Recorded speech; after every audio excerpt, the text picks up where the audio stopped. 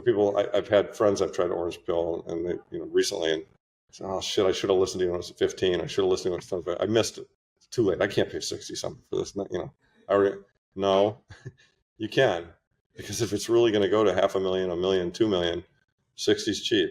I mean, there will come a time when it won't be cheap. I mean, there'll come a time when it'll kind of, it's fully distributed and its growth will, kind of echo the growth in productivity and the improvements in society.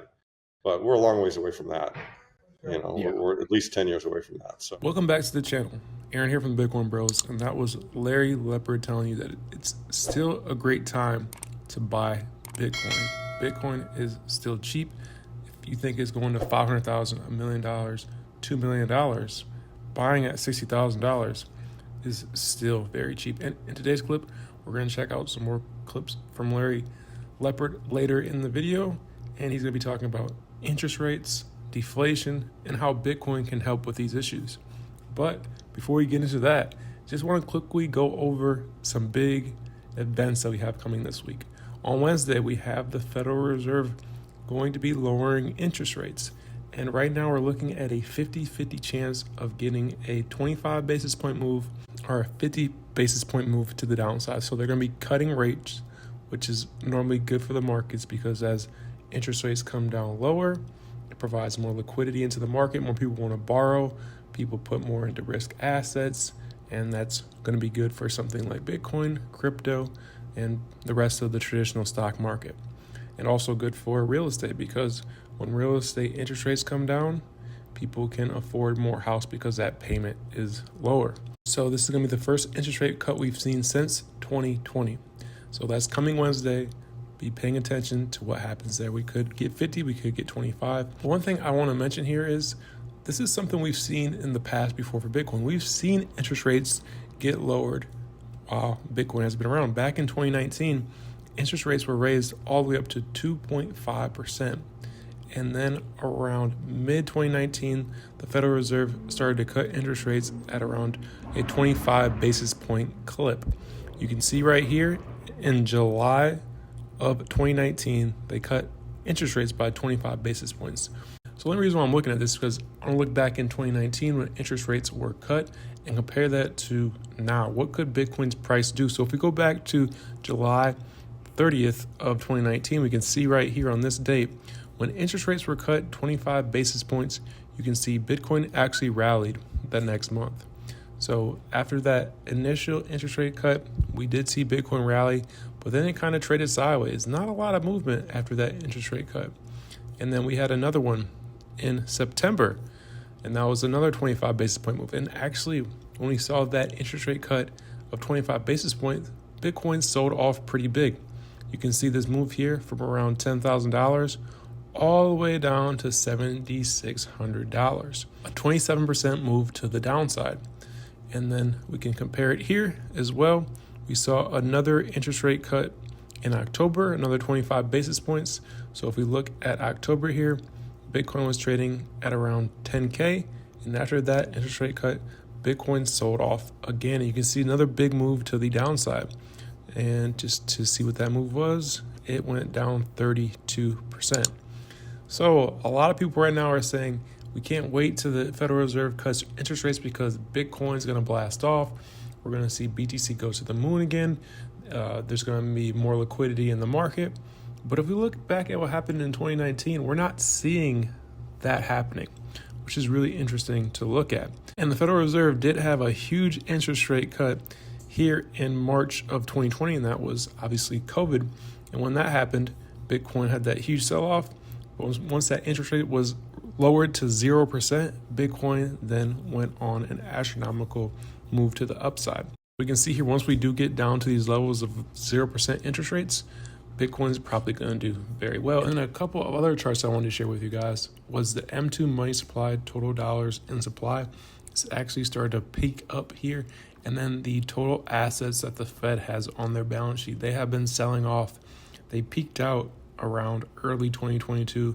We all know that Bitcoin peaked out in November of 2021, and the Fed has been just selling off their balance sheet. So once we see this move back to the upside or even go, sideways and start to consolidate, and we start to see the M2 money supply go back up, we could see Bitcoin do very well. Because if we go back here to February of 2020, this was COVID, after they started to print more dollars, we can see Bitcoin did very well. Just looking at this chart here, looking back at COVID, it was around here, February 20th.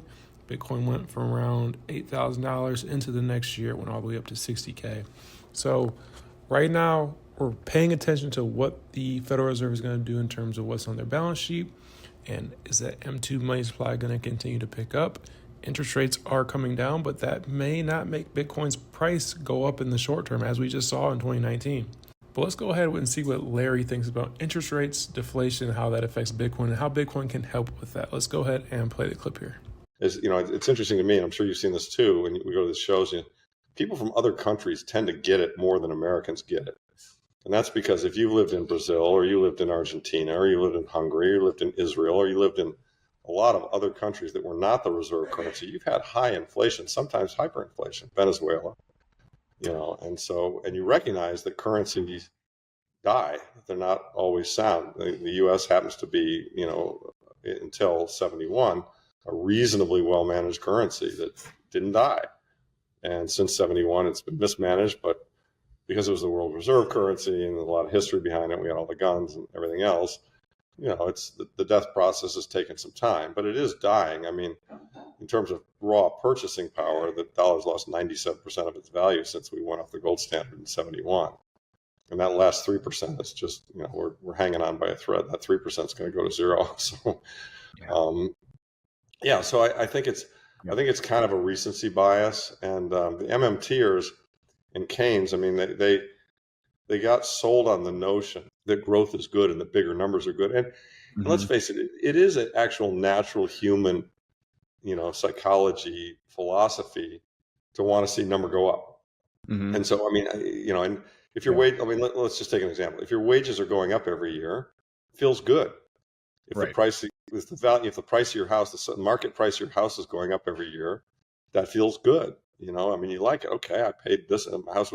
Now, if there's equal inflation to the wages, you didn't get ahead. Your wage went up and your costs went up. So but all things being equal, you felt better that you're making higher wage. You felt better that your house is worth more. And so, in Keynes, they came out of the Depression, the prices of everything had collapsed. It terrified people. It was a horrible experience. And Keynes said, look, we've got to stoke these animal spirits by printing money, MMT, etc. To, when the market delivers us a bust, it's the government's role to try and counter the bust and create growth, even if it's only nominal growth, not real growth. What you've got is what Jeff Booth points out, which is you've got a monetary system that's fighting the natural forces of deflation. And, deflation is good. Deflation implies efficiency. And Keynes was wrong in that he thought growth is what matters and numbers should go up in everything and so on and so forth. And what the classical economists, what the Austrians understood was no. Those number go up can be just a bubble. What we really need is we need more goods for the same price. We need more efficiency. That's all, that's productivity and efficiency. And we don't have a chance of getting that when you've got a Federal Reserve.